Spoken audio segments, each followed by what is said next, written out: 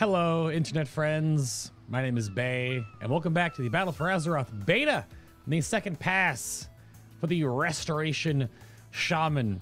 According to Panzer, they do wet things, which of course we will go through in this video, along with talent adjustments, spells and abilities that have been lost or gained, what's been kept from Legion artifacts or legendaries, any new graphics, a brief overview of the war mode talents, and any GCD changes. There'll be no true gameplay in this series or any part of it the first or second passes, of course. Granted, I was told that apparently healer gameplay is just healing target dummies, but consider it's more of a one-man podcast walkthrough primer of what your spec is going to be like going from Legion into the battle for Azeroth. Also, the entire second pass testing VOD is linked down below in the video description box over on my Twitch page. If you want to go listen to all the nitty-gritty we get into, feel free to go do that. And of course, leave your comments down below what you think of the changes, the slight changes to the Restoration Shaman overall, and your thoughts about its potential power gain in Mythic Plus, maybe, because the Holy Paladin and the Resto Druid have been cut down a bit. And then, of course, if you're new to the channel, or you haven't yet done so, and you want to know when all my ramblings happen, then hit that subscribe button to know when all of that happens.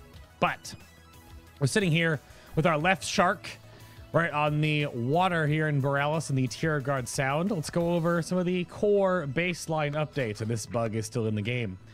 I will sort of open with the fact that the chain heal glyph that gives you a watery appearance on your chain heal is still watery, but the actual base is watery, so you can't get your yellow Warcraft 3 version back. I'm not sure why. Some baseline stuff. I open with the whole Mythic Plus bit here. So Tremor Totem is here now, and there are a few instances where Tremor Totem can work. This removes fear, charm, and sleep effects. It cannot be cast when you are under those effects. Of course, you have to be casting it beforehand. Capacitor Totem is also baseline now. The stun duration, of course, on it, as with all stuns in the game, has been reduced by a little bit. It's not only 3-second stun, but it's a 1-minute cooldown baseline. Toss that thing out there up to 35 yards away. If you need the extra utility, of course, there's a talent for that. Additionally, in that category, the Earth Elemental, Rocky, is now baseline. It's just the regular greater version. The Primal stays with Elemental Shaman, of course. So this will just be able to peel and off-tank adds. It will not tank bosses. It may taunt dungeon bosses, but I do not think so. But again, open world stuff, or if you ever rip some aggro, or you need to help, save your tank from necrotic stacks, Rocky might help a little bit. It's 150% of your HP. So, like when you raise your own HP, I'm not actually sure if it'll raise it retroactively or you can snapshot it. I have no idea because there are ways that Restoration Shaman can obviously raise HP. But regardless, it could be base HP before anything anyway. But that is Rocky. He looks quite good with the new texture upgrade. It's funny how the Primal Elementals now look like crap. They look pretty bad in comparison. Also, in the sort of DPS category here, which I'll go over more detail, of course, on the Elemental Shaman video. For Restoration Shaman, you still required Flame Shock for Lava Burst to always crit, and Flame Shock has a 6-second cooldown now. Not a huge deal for Restoration. However, Lava Surge was also just buffed for Resto. It's a 20% chance to proc. So throwing the meatballs after you cover the targets in sauce actually happens to weave in a lot more than you're used to on live. The live version in Legion right now is only a 10% chance, so they just doubled it. Restoration Shaman had some DPS problems in comparison to other healers, so this helps a little bit in that regard. And then, before I go over the dummies, there is a sort of coefficient change here. So Healing Wave versus Healing Surge. We know that Healing Surge is faster, costs more mana. We know that Healing Wave, under the effect of undulation right now, is slower, is basically free, but on live, they're a 1-to-1 healing ratio, where they basically heal for the same amount. It just depends on the cast time, right? And then, of course, the coupling with your Tidal Wave, which is just the cast time reduction on Wave, or the crit on Surge. That's still the same.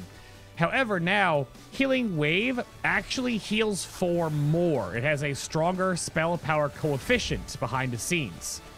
So it is, by default now, stronger than Surge, barring crits, of course. But you can see here it's 2,246 for Surge versus 2,506 for Wave. Not a huge difference. This, of course, does scale into talent combinations, though, of course. We do have Undulation talented here. So that 50% bump on more spell power is going to mean a larger heal on wave versus surge. Granted, surge will crit more often under channel waves, but still. That's a slight change. Holy Paladins and Holy Priests have the same thing now with heal and flash heal, or flash of light and holy light, where the slower, efficient heal is stronger in the spell power rating. So keep that in mind. Not a big change, but definitely one that may come into play with how you are healing or versus how you are used to healing in the past expansions. Mostly just, of course, Legion. But let's go over here to the target dummies and break down some splish splash action, shall we? I did record a bunch of this video before, but as people were looking for the new videos to come out, I can only record when the servers are up, and the servers have been up and down the past couple of days, so I'm sorry for the delay, of course. But the baseline stuff here really only impacts to talent, because nothing else in the spell book has been changed. So everything else is the same that you're used to right now. Nothing else has been tweaked or updated. Of course, you can go look at WoWDB or WoWhead for the actual spell coefficients on everything, of course. But nothing has been removed or changed. Everything really comes down to, like, deep healing is still the same, right? All the same. They haven't changed Resurgence. They haven't buffed Ankh, unfortunately. But everything for Resto really comes down to the talent adjustments. So I'll bring up your live talents right here, just so we can compare and contrast real quick. So talents removed, unfortunately. Gust of Wind. So make sure you're using your Gust of Wind as much as you can on live right now, because it is gone. Voodoo Totem, Lightning Surge Totem, which is baseline.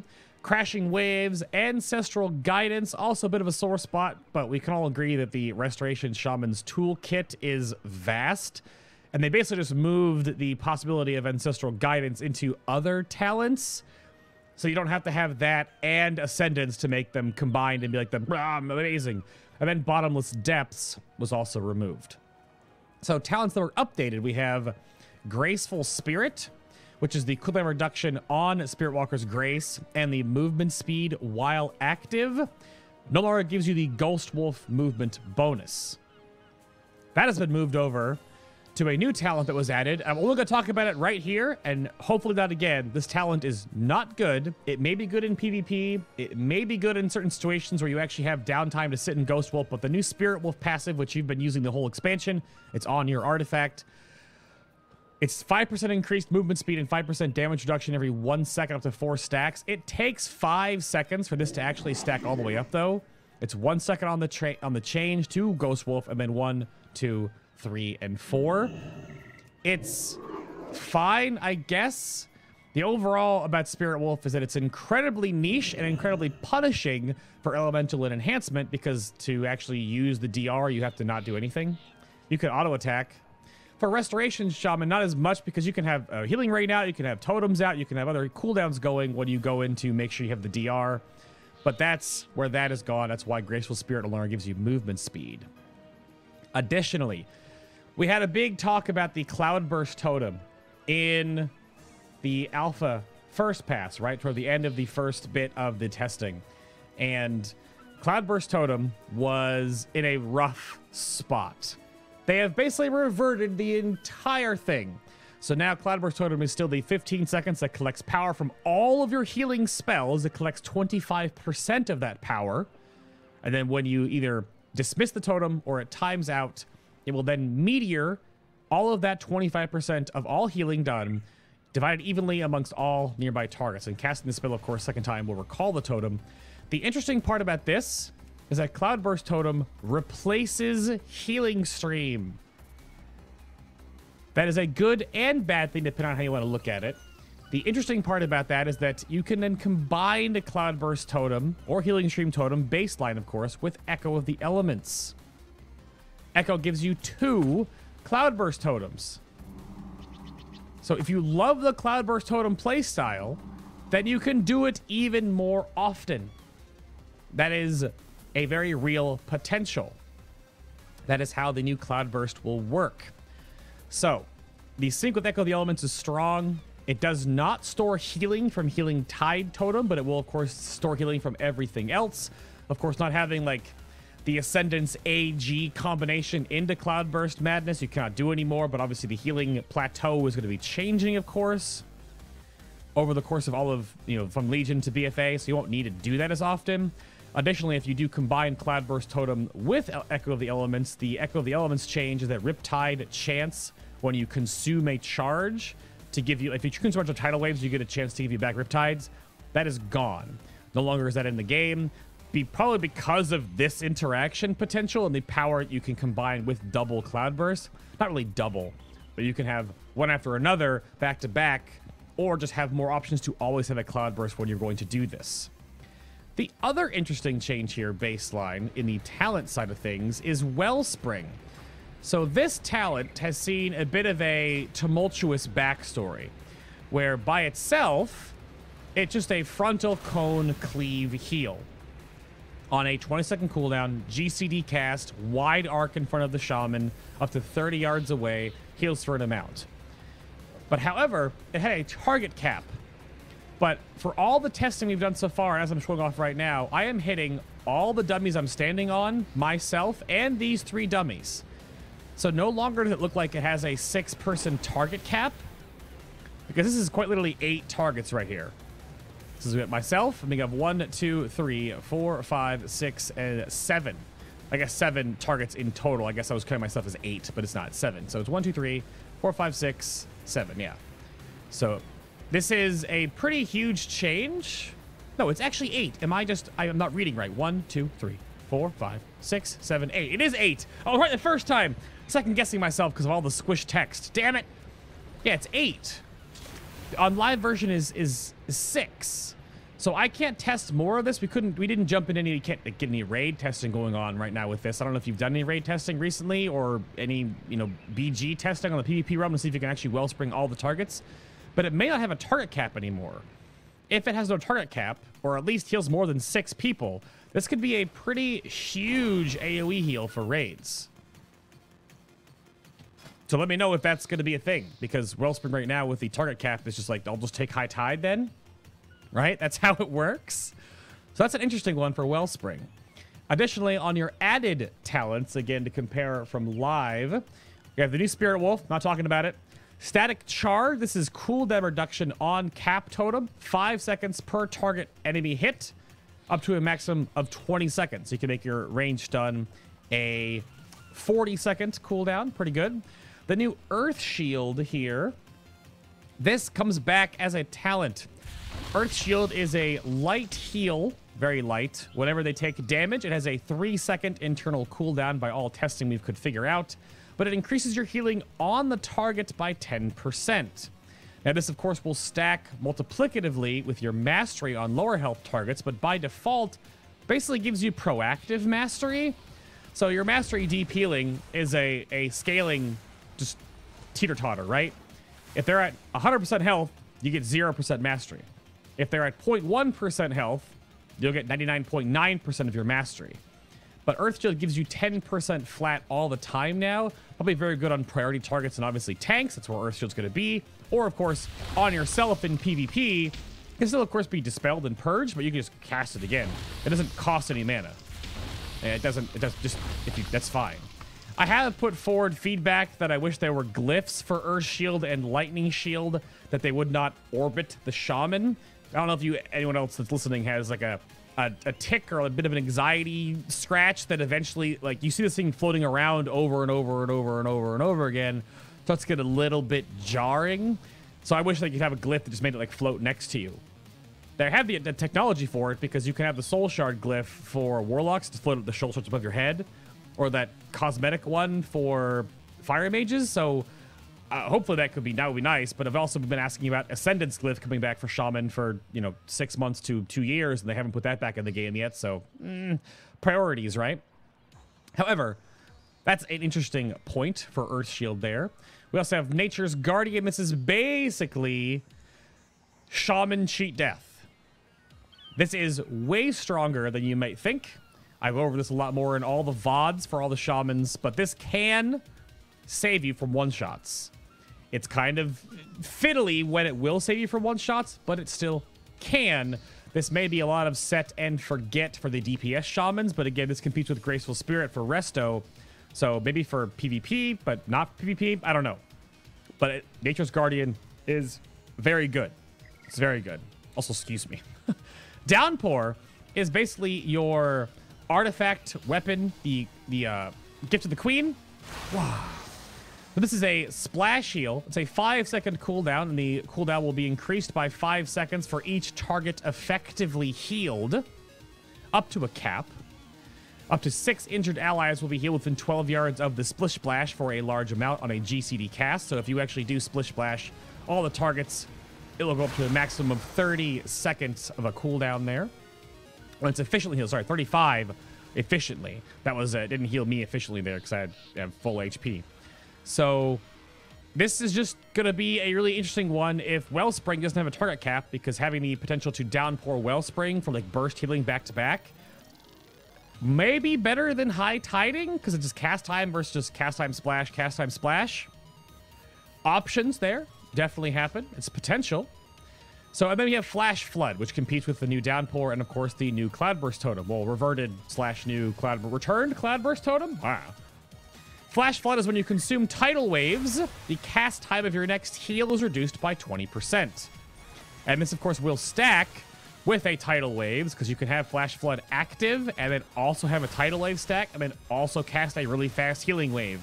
And going back to the start of the video, healing wave is just stronger than Healing Surge now in the raw spell power department.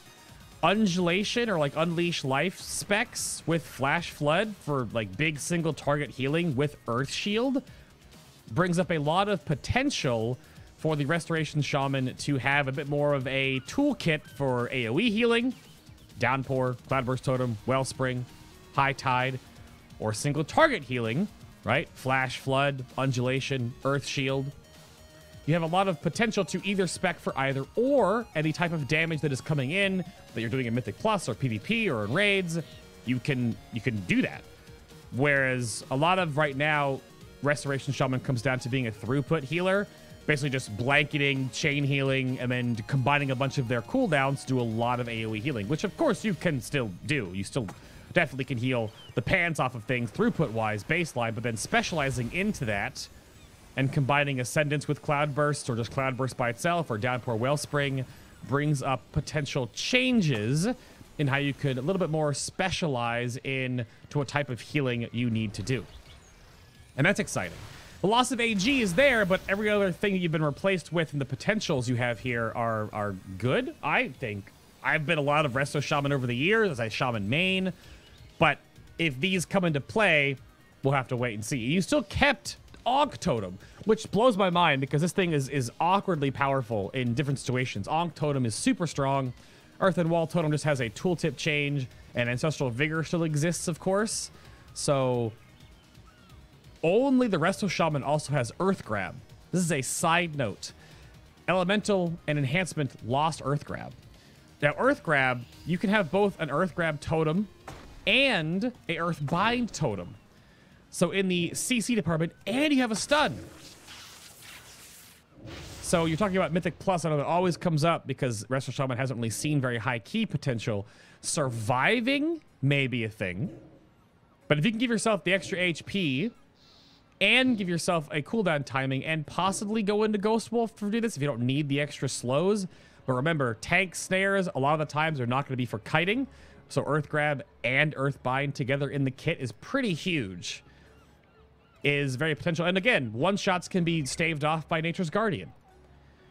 Right? If you're at like 50% health and Nature's Guardian's off the cooldown and you get slammed for 80% of your hit points, right? The overkill just fizzles. You won't die, and Nature's Guardian gives you back to 20% health every 45 seconds or so. But that depends on if Mythic Plus even has crazy one-shot mechanics like it does now. But that is overall all the changes to the Restoration Shaman, and I think there is some interesting potential here. Again, Gust of Wind definitely stings. That's probably the most. AG was fine, but you just couple it with other cooldowns, right? And it was just like, you didn't need more cooldowns. You already had a ton of cooldowns in the first place. But overall, that is the Restoration Shaman baseline.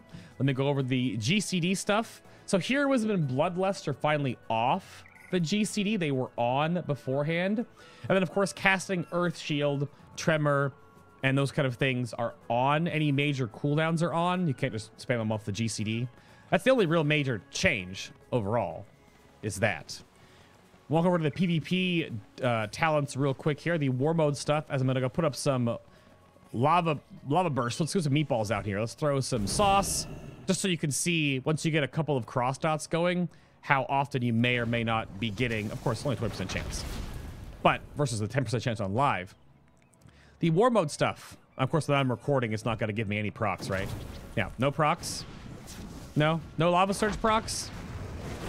I was testing on the stream, and I stood here, and I got so many procs, I had to, like, I just hit the my R button over and over again. Because you can have 3 flame shocks out really comfortably for, like, cross-dotting purposes. There we go. They're rolling in. But after 3 targets, you really can't get any more because of the 6-second internal cooldown. Okay, now, see, I had to talk about it. I had to talk it up. Yeah, there we go. So this may or may not help with your DPS as Resto, but we'll see. War mode is turned on in your capital city of Orgrimmar or Stormwind. You gain you get a 10% increased XP when you kill monsters and complete quests.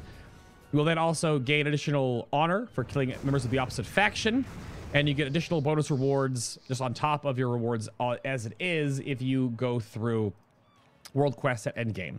But you are sharded into the overall PvP war mode system, which people say it's going to affect things or not affect things. Roaming death squads, not roaming death squads, we'll see.